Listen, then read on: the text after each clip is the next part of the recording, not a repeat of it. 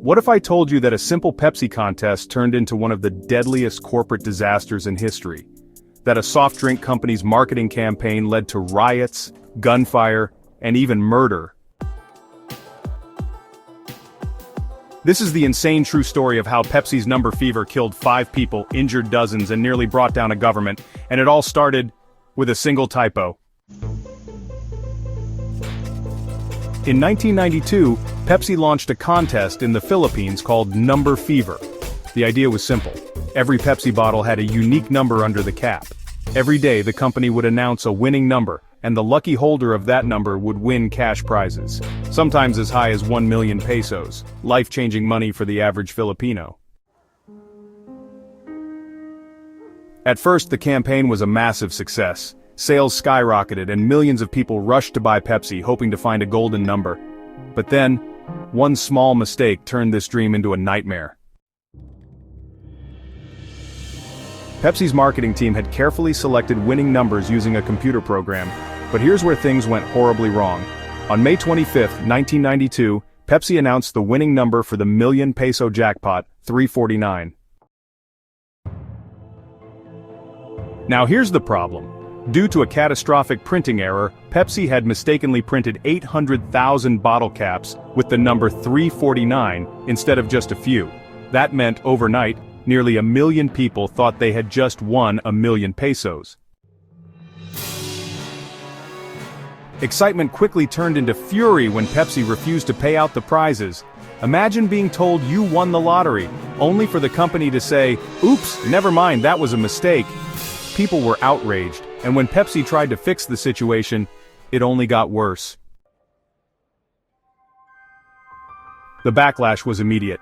Protesters flooded Pepsi offices demanding their money. Many had spent every last peso on Pepsi bottles, convinced that winning the contest was their ticket out of poverty. But Pepsi refused to pay, offering a measly 500 pesos, about $18, as compensation.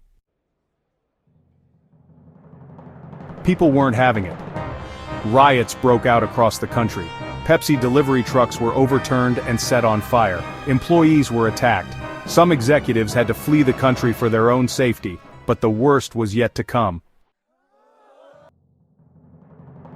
The once beloved Pepsi brand became public enemy number 1. People boycotted the drink, lawsuits flooded in, and Pepsi found itself in a crisis unlike any other. And if you think the company eventually made things right, think again. As Pepsi continued to deny responsibility for the botched contest, the protests evolved into outright attacks. Angry mobs swarmed Pepsi facilities, blocking delivery trucks from leaving warehouses. Some protesters took it even further, by bombing Pepsi trucks. The most shocking attack came on February 13, 1993, when a homemade bomb was thrown at a parked Pepsi truck in Davao City. The explosion ripped through the vehicle, killing a school teacher and a 5-year-old girl who were standing nearby. Several others were injured in the blast. But here's where things take an even darker turn. Some of these bombings were later linked back to Pepsi themselves. In the midst of the chaos, police began investigating the series of bombings targeting Pepsi trucks. Several explosive devices were found near Pepsi plants, raising suspicions that the company was being targeted by a coordinated effort, or so they thought. But in a shocking revelation, 2 Pepsi employees were arrested for allegedly planting one of the bombs themselves. According to reports, Pepsi may have been orchestrating attacks on their own vehicles to frame the angry protesters and gain public sympathy. The company, of course, denied these allegations, but the arrests only deepened public distrust. After the truck bombings, the government cracked down hard. Hundreds of protesters were arrested for inciting violence, including victims of the Number Fever scandal themselves. Many of them had spent their life savings buying Pepsi bottles, only to be labeled as criminals when they demanded their winnings. While some were released without charges, others faced long court battles. Pepsi, on the other hand, continued to claim that they were victims in this crisis. And while they spent millions fighting lawsuits, they never paid the full jackpot to the 800,000 false winners. In the end, 5 people lost their lives, hundreds were arrested, and one of the biggest corporations in the world walked away without any major consequences.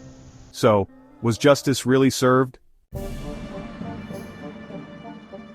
Survivors and victims' families sued Pepsi for damages, with lawsuits totaling over $400 million. Pepsi fought back, blaming the fiasco on human error, and offering only a fraction of what victims demanded. In 2006, 14 years later, the Philippine Supreme Court finally ruled in Pepsi's favor, saying they weren't responsible for paying the jackpot claims. But by then, the damage had been done. The Pepsi brand in the Philippines never fully recovered, and to this day, many Filipinos still associate Pepsi with deception and tragedy. The Pepsi Number Fever disaster remains one of the worst marketing failures of all time, not just because of the money lost, but because it turned a soft drink giveaway into a deadly riot. From truck bombings to lawsuits, the damage was irreversible. Now I want to hear from you. Was Pepsi the real villain here, or were they just victims of bad luck? Let me know in the comments below, and don't forget to subscribe for more insane true crime stories.